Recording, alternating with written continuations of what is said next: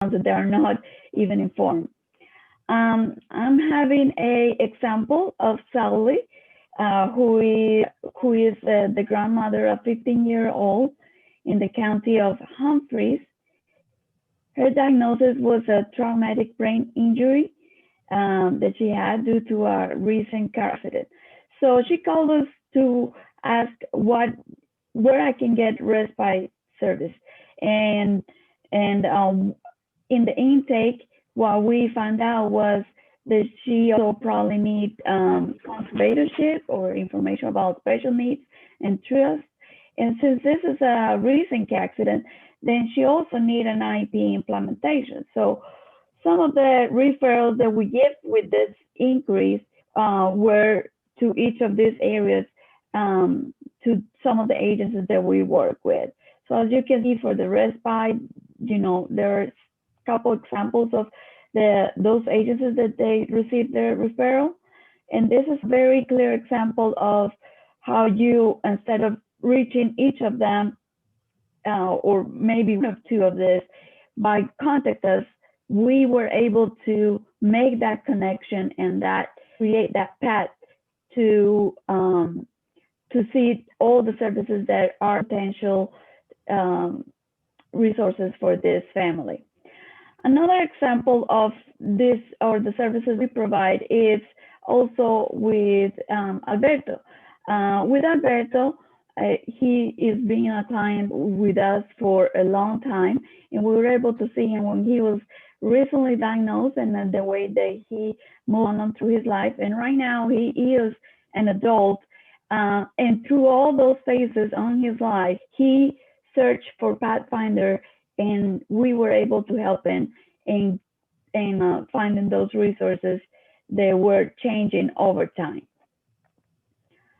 So our website is accessible for everybody, and you can do in different ways. Like I mentioned before, we have two databases, two websites, disabilitypathfinder.org or caminoseguro.org. The difference between these two is that Camino Seguro is available with staff or personnel available in those agencies. So for Spanish speakers who are seeking for agencies, this is the best route to go to them, because the database we have in this in the Camino Seguro is connected with the agents that provide services in Spanish or have a Spanish interpreter or somebody and staff. In the Disability Pathfinder, we have more broad, because not all agencies have this personally. So that's why we have two days or two websites for easy access.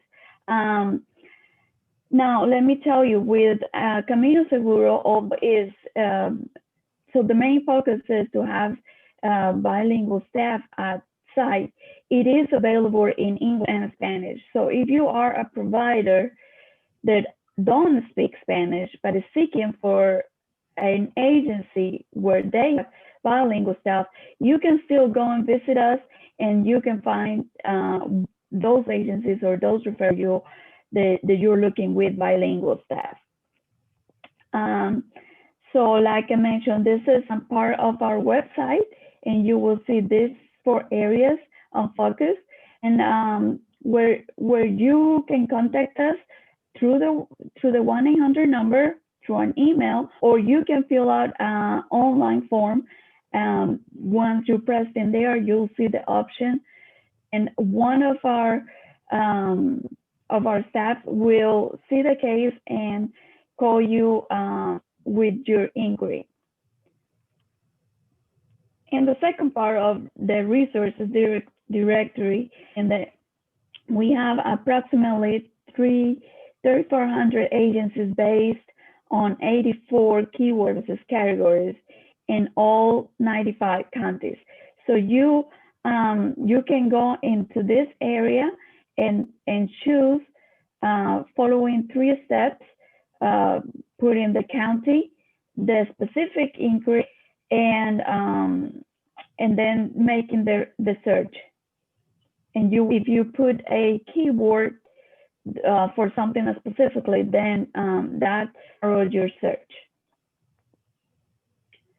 In the other area, we have the community events near you, our online calendar, which we try to keep up with the information from other agencies and some of the workshops that we also provide or are in some of our partners. So you can go and find the events near you.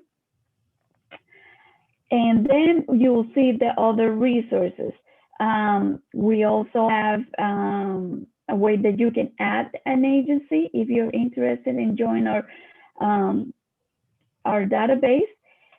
You can request print materials to have at your disposal. We mail them to you, or we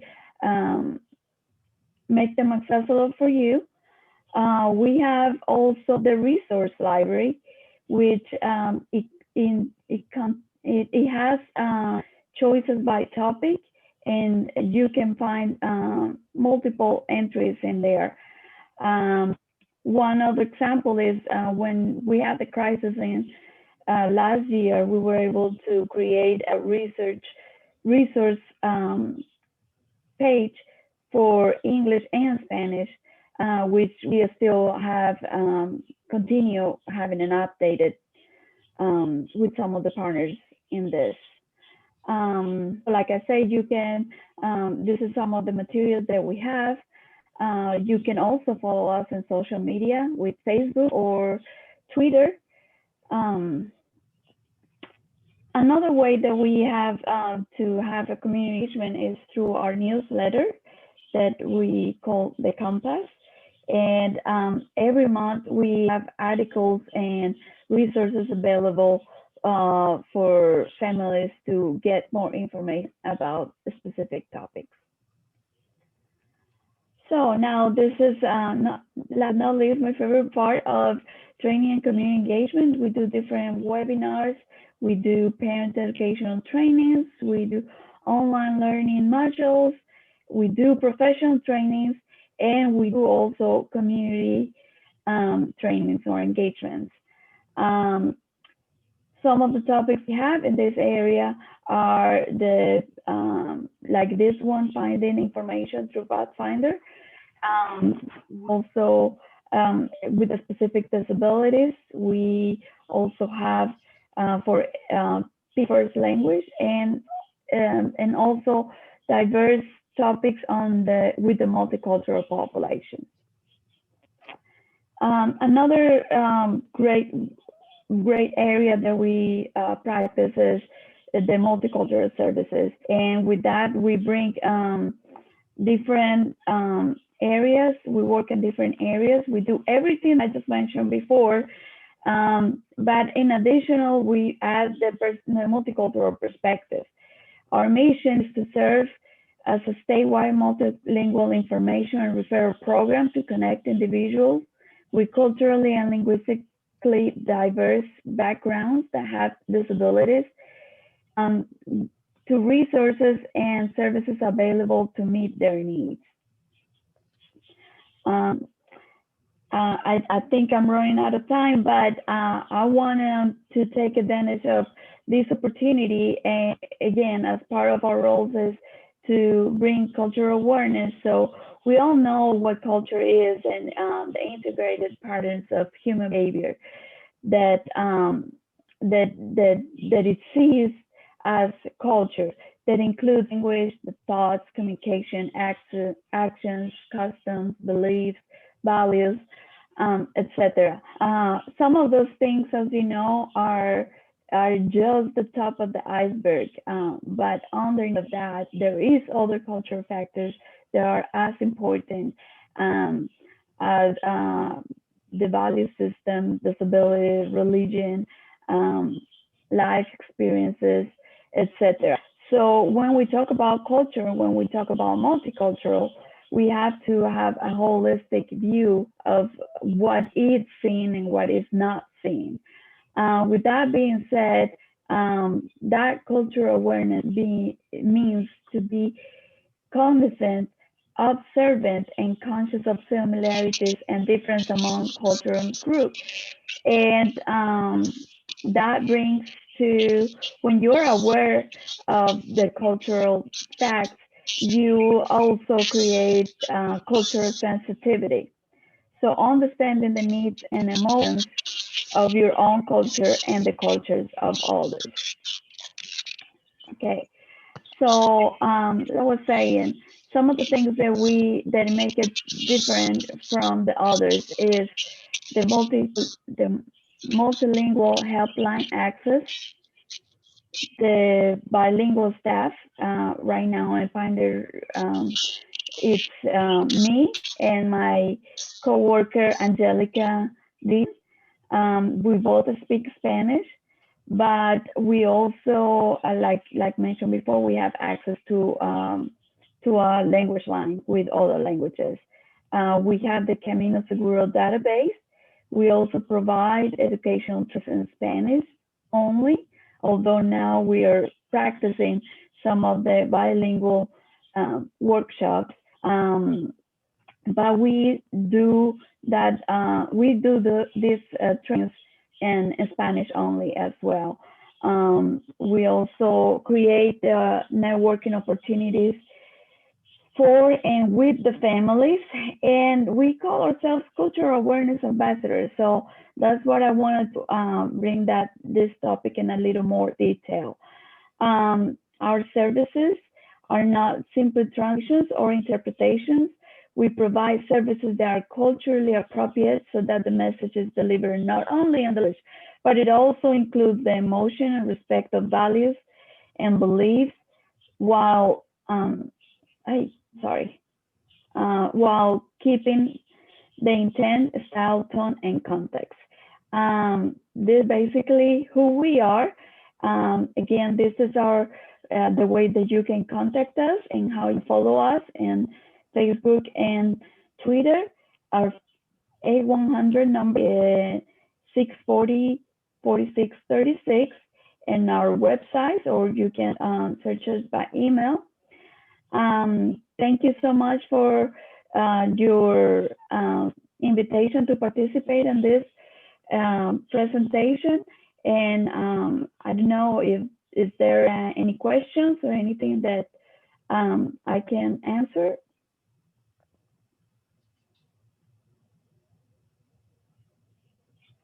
Okay, well, I'll pass it on to you guys, and thank you so much for inviting me. Thank you so much, Martha. Lee, I think, are you ready for the next presentation, which will be Jerry Bobbitt, 211 Intake Manager?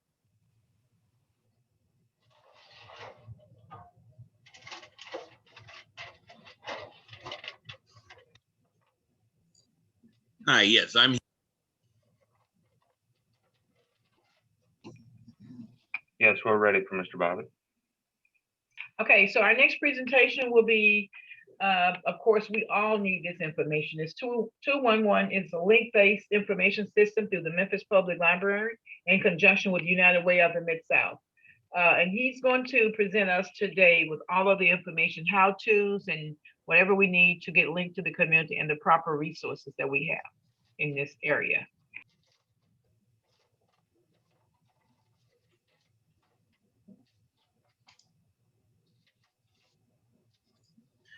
Okay, my screen should be sharing now. I want to make sure you can see that.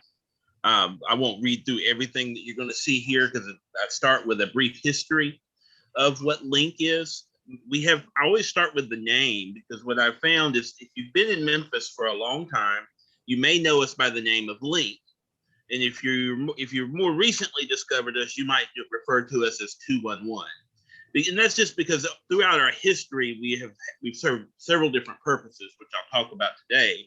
And we've merged those to become one core concept of a service, which is Link 211.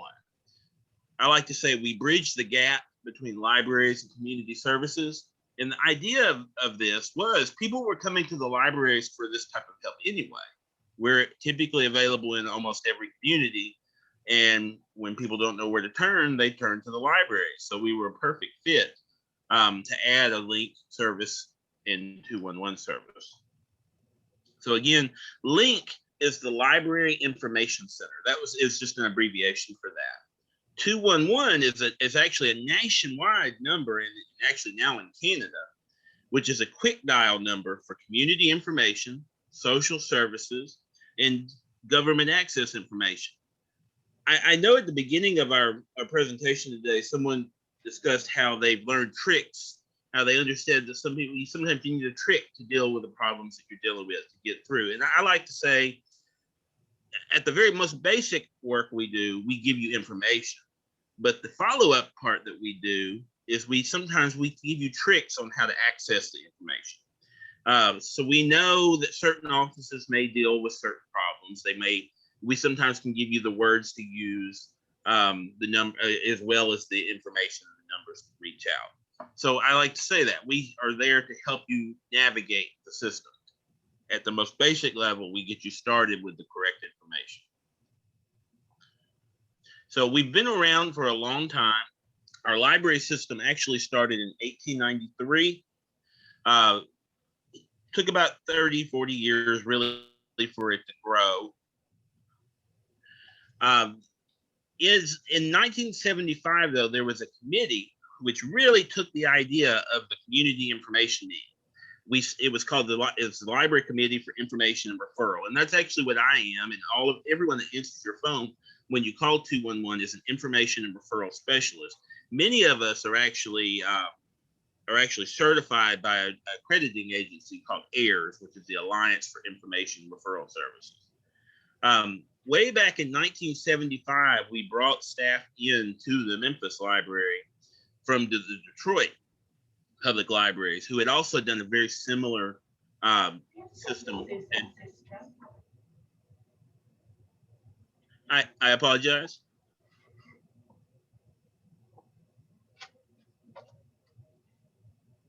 I'm not sure if someone had a question.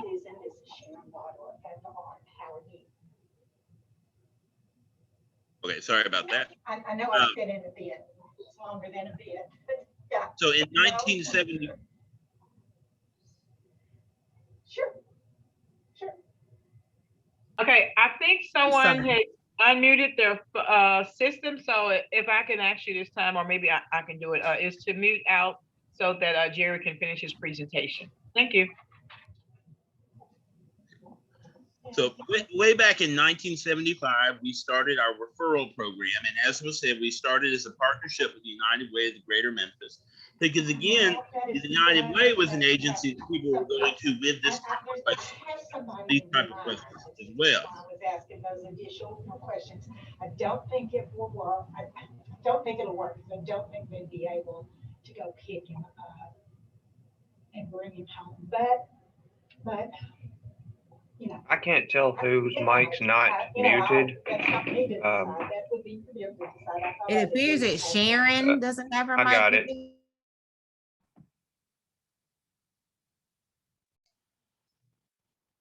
Okay, I think I'm back now.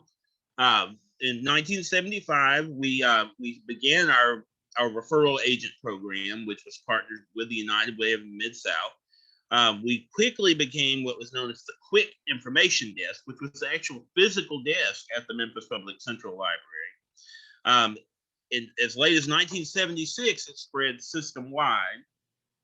And in the beginning, we focused working with social workers, social service agencies, just making sure everybody had accurate information, one thing about all of our modern technology is it does not necessarily help us get accurate information. It helps us get information, but not accurate information. And anyone who's ever been in a struggle or a crisis or just needed to know something reliable understands that is you really have to know the tricks to get good information. And that's where 211 comes in. We actually, in the beginning, it was a unique partnership. And I think as of today, there are only 3 partnerships between 211s and libraries, even though it's a perfect fit, because as I said, people go to the libraries for this information. It was a nationwide attention getter for a lot of people in this field up through the 80s as we began to grow. So the Quick Desk is in the mid 80s became the Link, which is, as I said earlier, the Library Information Center. Around that time and up through the early 80s, we became acknowledged by our accrediting agency known as AIRS, again, the Alliance of Information Referral Systems, and the service began to spread. And when I say spread, what I mean is we began to have more capacity. So we began to cover more wider things. I started working at Link or 211 back in 2015.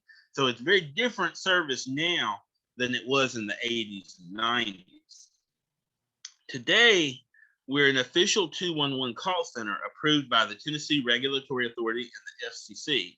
And the most important thing to note about that is that means you can reach us by simply dialing 211 on most phones, just like you do 911. I say most phones, and I will be sure to give you our direct phone at the end. If you have a phone provider who is not providing you with that service, I would recommend asking them why, because it is a regulation that they should be giving you that access. We do have a direct number that I'll share at the end, though.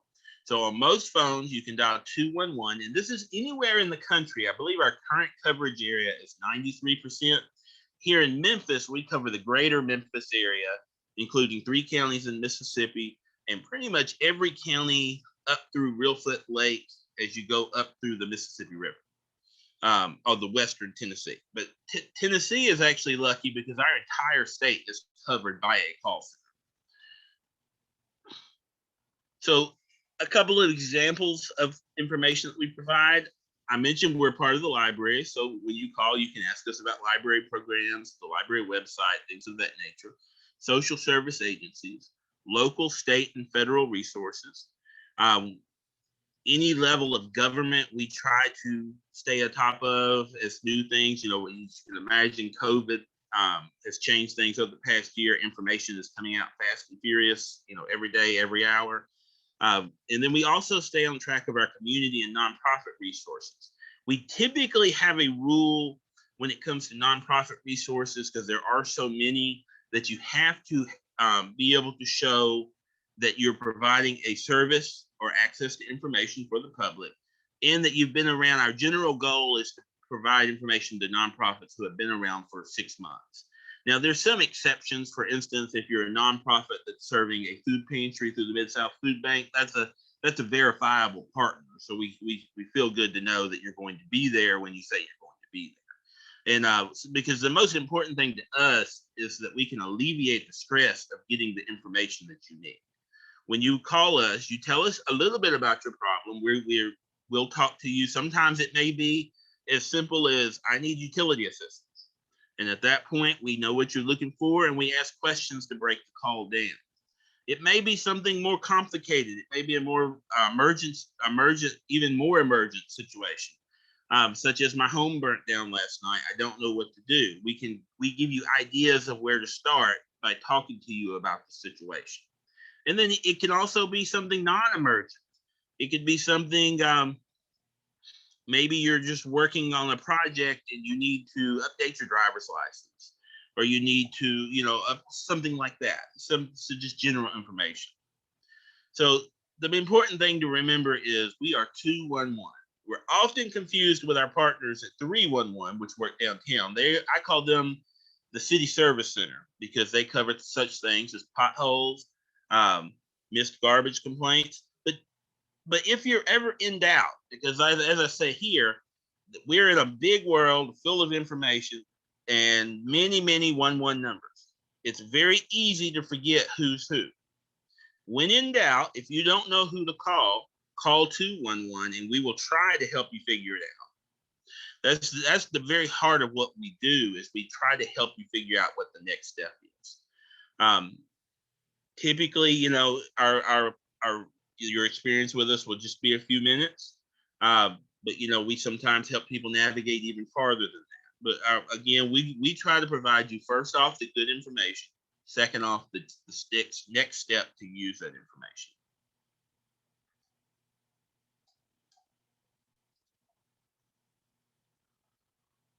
And I said 93% of the population. It's gone up a little bit. At this, when I made this part of the presentation, it was 92.6%. 39 states are now covered at 100% of the population. And what that's referring to is direct 211 call center access.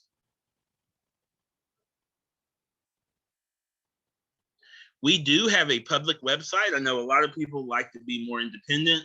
And the drawback of our public website, which the address should be on your screen now, is that it is so full of information. Again, we are a statewide service. So when you go to our public site, you're going to see resources from across the state.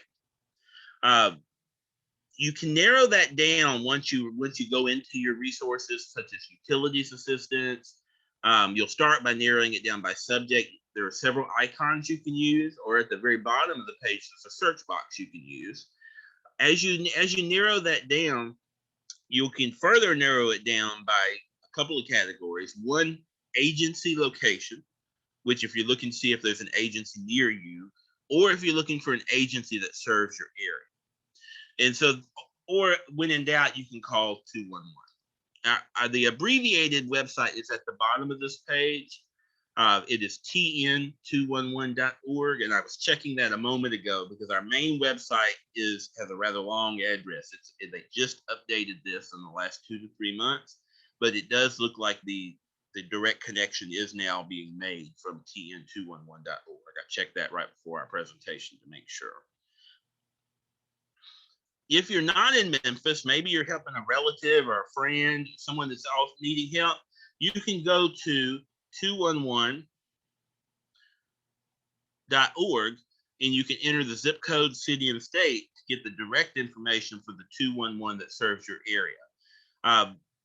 We can also do that. So if you know you have a friend in Chicago, you can call us, and typically it's easier if we know their zip code, but we can Google that and kind of get a rough estimate to where they are, and they will provide you with the best information we can find. There's about 8% of the country that might not have a 211 service. So our follow-up agencies typically would be United Ways, certain shelters in certain areas, things like that. We try to get you to an agency in that local area who could help you in the most direct manner. And so I will open the floor for any questions.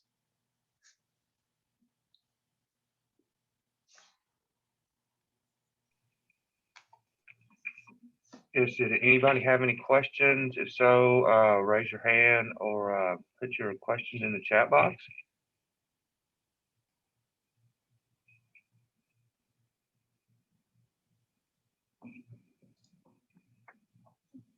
All right.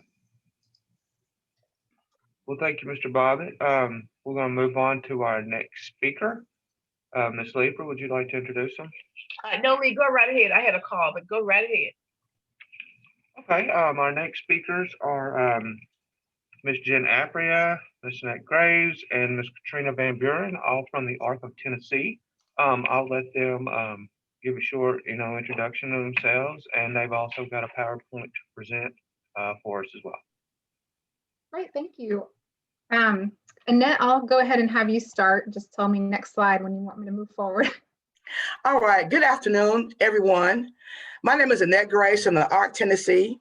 And one of the things I'd like to share with you this afternoon before we get started is what we do.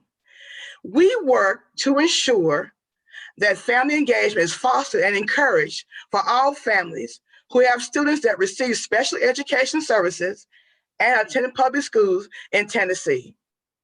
Based on families' feedback, we work with the Department of Education to provide workshops and trainings to teachers, staff, and to parents to help build the bridge between home and school. So today we're going to get started with our presentation. First slide, please. The IDEA Act. Now, the Individuals with Disabilities Education Act is a law that ensures students with a disability are provided with a free, appropriate public education that's geared toward their individual needs. Now, this law is very important because it also provides the rights, protects the rights of both families and their parents with disabilities. This law is important because it allows students with disabilities to get the education they need to thrive. Now, even though we've encountered COVID-19, all students should be receiving all their services as indicated on their IEP. The IEP is still in effect and should be utilized. FAPE is one of the most important legal laws that can be provided for your child. The Individual Education Plan, the IEP. The Individual Education Plan is a document that presents levels of performance. Levels of performance are details of how your child is performing academically in the present time. It includes annual goals and describes what your child is expected to attain during a year's time. You will see testing accommodations and modifications on the IEP as well. And these are in place to ensure that testing and classwork is appropriate for your child. You'll see things about least restrictive environment on your IEP and transitions. The least restricted environment includes placement for your child. Now, you'll hear more about these components later on in the presentation. Next, coming up, we'll have Jennifer Apria, who is the Director of Family Engagement and Special Education, and she's going to share with you some things that may impact your students' IEP goals. She's going to discuss regression and recoupment, compensatory services. So, my name is Jenna Priya. I'm the Director of Family Engagement and Special Education for the ARC of Tennessee. And I just want to thank the ARC Mid-South for inviting us to come and talk today.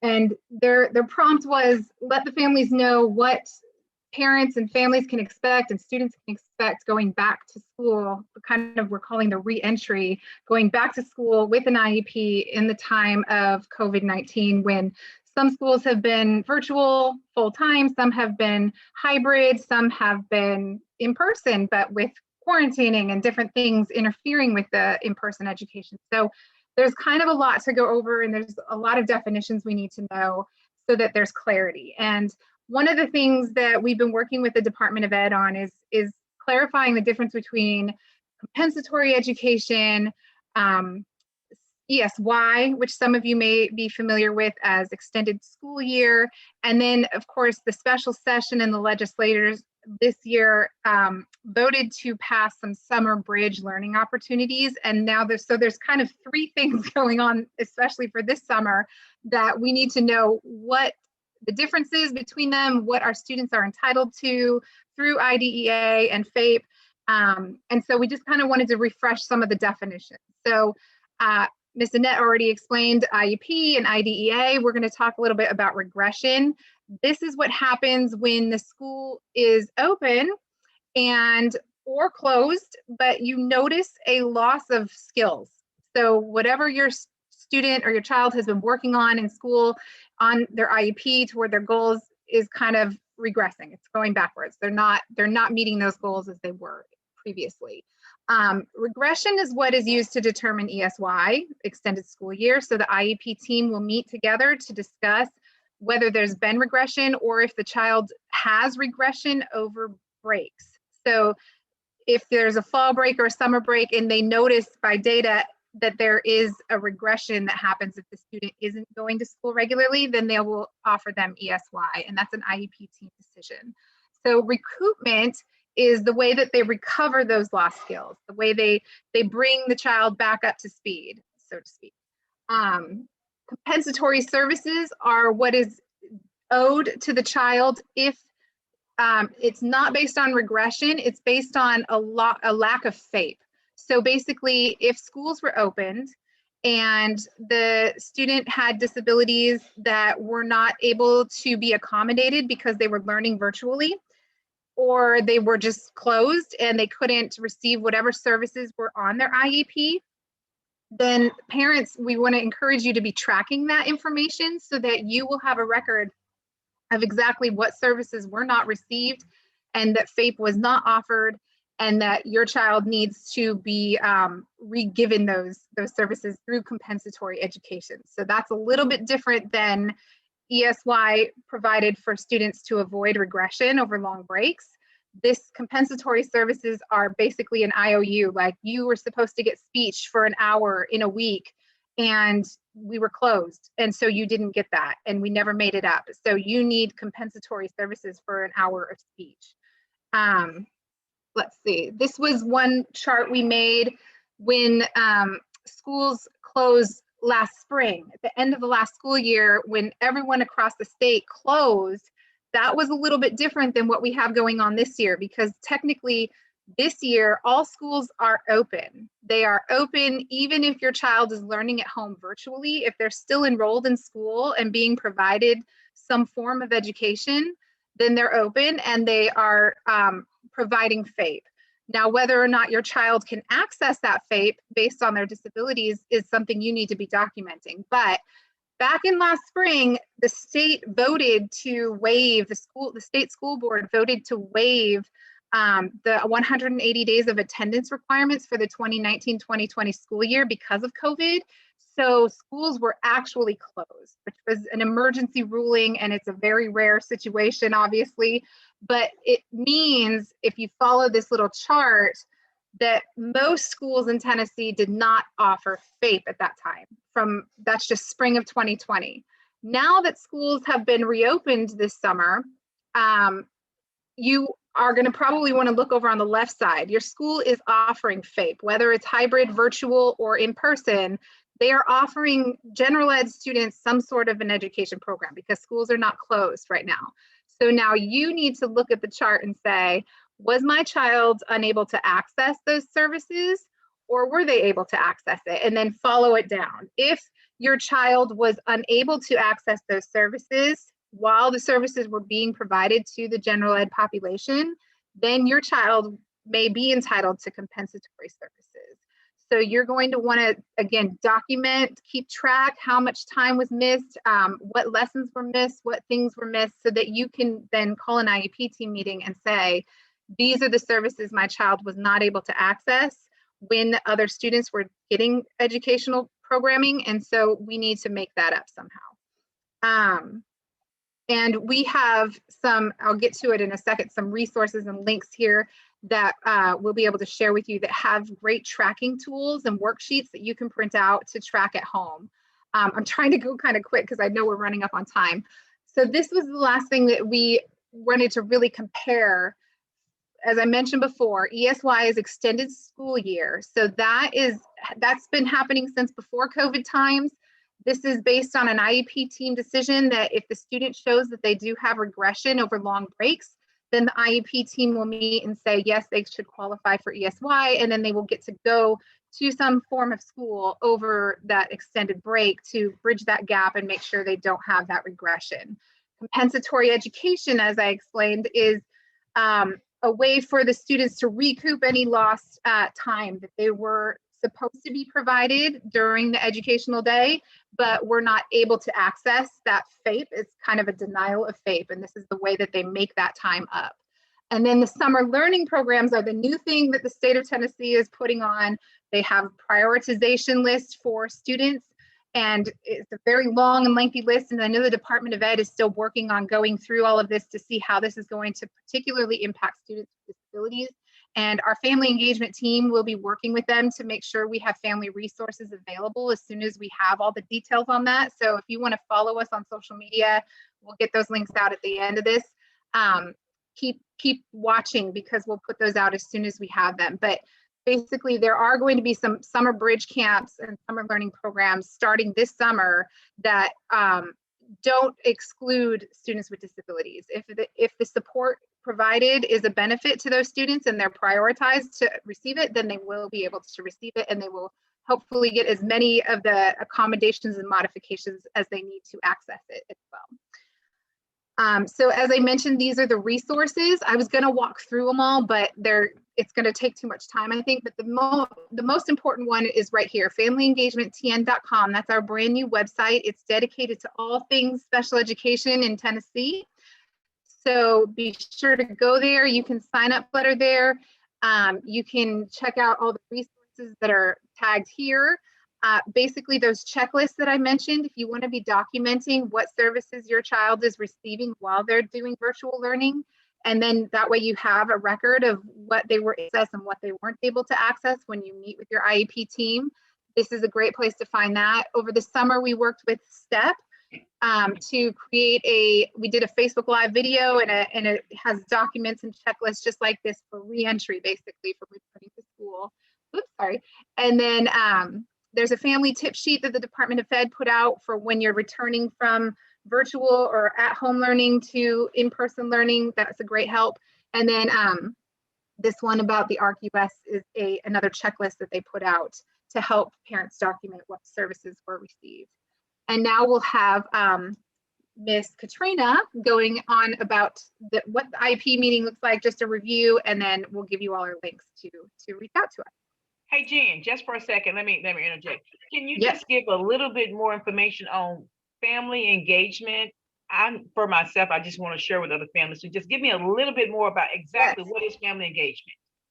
Perfect. Yes, I'd be happy to. So the Family Engagement Project is, we are a grant funded through the Department of Education. We work for the ARC of Tennessee, and it's myself, and then we've hired 8 regional family engagement specialists. So that's why we have Katrina and Annette here. They're working West Tennessee, and we're working across the state to just provide resources to families. Whenever the Department of Ed puts out guidance, they send it to us so that we can put it into more family-friendly language and get it out to the families and caregivers to have that information accessible.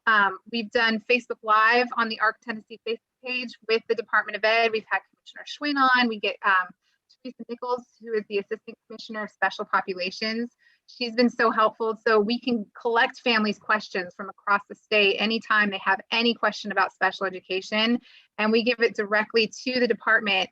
And they actually use that feedback when they start to see a trend in the questions that are being asked statewide. They can use that to say, okay, there's a lot of questions all of a sudden about the alternate diploma. We need to put some guidance out to schools so that they know that families have these questions and they can front load it on their end. So it's a really great partnership with the Department of Ed, and it's been very helpful to making sure that they're getting the feedback directly from families to know where any little hot spots are, issues are that they can help with on their end. That's great. So how do you get to the families that really need to know? This is great, absolutely wonderful. So how do you get to those families to know that they can contact you, or how do y'all do that? Well, that's why we come to these events. We do presentations and we speak to as many families as we can. We're putting on now a family engagement networking night every month. So that's the last Tuesday of the month, and we'll cover a variety of topics statewide. And then once we're past the COVID quarantine time, we can hopefully transition those to in-person events that'll be regionally and led by the different regional family engagement specialists that we have. So, but in the past, in like 2018, 2019, we did community conversations in East, Middle, and West, and we would invite families and community stakeholders to come and just have a conversation about what's working well in schools and special education. We have a survey that we're putting out all over social as best as we can, and we really encourage families to fill that out. It's a very brief survey, but it does give that good feedback that the state is looking for to know where they can better assist on their end. So, okay. And I know that I'm gonna let the other speakers speak, but I have one more, I promise. So do y'all cover 504? Yes, we cover anything. We will help in any, we also, I mean, we work with the Special Populations Department, so they even cover English language learners, high and low incidence, autism, everything that might be special populations we can help with. Okay, okay, all right. Absolutely. Ms. Jen Apria, we have a question. Yeah. How would we sign up for that monthly meeting? That is a great question. Katrina, do you have the link handy there? If you go to our Facebook page, I'm going to have her put it in the chat as well. But if you go to the Family Engagement and Special Education TN Facebook page, we just shared the link yesterday. There's an Eventbrite registration link. So you can just sign up there and then we'll get the Zoom link out to you before the meeting. It's on March 30th. Okay, thank you. Yeah. Yeah, I didn't have it handy. We have one of our other regional specialists on here, Kendra Jones. I was actually messaging her in here since she's not presenting today, if she can just throw those links in. Okay, great. I think she's looking them up. Perfect. And then, and actually, Katrina, if you want to go on to the next slides, I can go grab them too. Let's see. Okay, cool. Go ahead. All right, so for the IEP meetings, I know a lot of families was asking, what does the meeting looks like now since it's virtual? You know, do they have to go through the meeting? You know, would the schools just be meeting without them? But the IEP meeting will look the same way as it would if you are virtual or if you are in person. When you're going through the introductions, the purpose of the meeting, discussing the present levels, reviewing the current testing data, sharing proposed IEP goals. So as a family, you know, you have a voice of what IEP goals you want to be on your child's IEP, as well as determine the different accommodations or modifications. And I'll go over the difference of those on the next slide, but determine the accommodations and modifications, as well as the state testing that your child will be a part of. And then there was a couple more things that was on there for the meeting that you'll still go through, whether it's virtual or in person. So for accommodations and modification, accommodation means how your child learns. So an accommodation change how a student learned the material, which means maybe he needs a calculator or something like that. So there's different accommodations that a child can use, and that IEP meeting will determine which accommodations it is for that specific child. A modification talks about the changes to what the student is taught or expected to learn. One may be learning multiplication while the other one is learning addition. So the IEP should reflect, again, what accommodation does the student need? What modification does the student need? As well as what testing is the most appropriate for the student. Some may take the Tennessee ALT and some may take the TCAP testing. And as far as the least restrictive environment, of course, that's going to look different for every child as well. The IEP determines the classroom placement that's best for that child. That's the best least restrictive environment for that student. Least restrictive environment, again, is determined by the team, and it is determined at the annual IEP. It's defining the student's skills, the strength. It's based off the current data, and the setup or the classroom setting may vary day by day. And again, it's based on what the IEP team agrees on. And the last thing is the least restrictive environment can change due to the student performance and the data. And here's our contact information. Jan Apria, J Apria at thearctn.org, Annette A. Graves at thearctn.org, myself, K. Van Buren at thearctn.org. And here is our new website, Family Engagement tn.com, and that QR code, if you hold your phone to it, it will direct to our website. And we see a question there from Sandra. Should all parties of the IEP, when virtual, sign the minutes and other paperwork? And yes, in my experience, they've had, some districts have added DocuSign so that you can do that all electronically. Otherwise, you might have to do some passing back and forth in the backpack or what have you. But yes, everyone does need to sign off on the IEP. Yeah, same for me. I had the same experience. Most of them do use DocuSign. So they'll send it to you through email unless they use a different service, and they still will let you know to look out for that. And honestly, I think that virtual IEP meetings are one of the silver linings that have come out of COVID, because now it's a little bit easier for families to be able to get there and attend and be a part of the team. So hopefully that's been beneficial to folks. Does anyone else have any other questions about the Family Engagement Project or anything about IEPs? And we have lots of resources available on our website. And again, if you ever have questions, feel free to message us or email us. And we can even present them on the Facebook Live. We do those once a month on the first Wednesday of the month with someone from the Department of Ed. And so we can always get the answers to your questions if we don't know.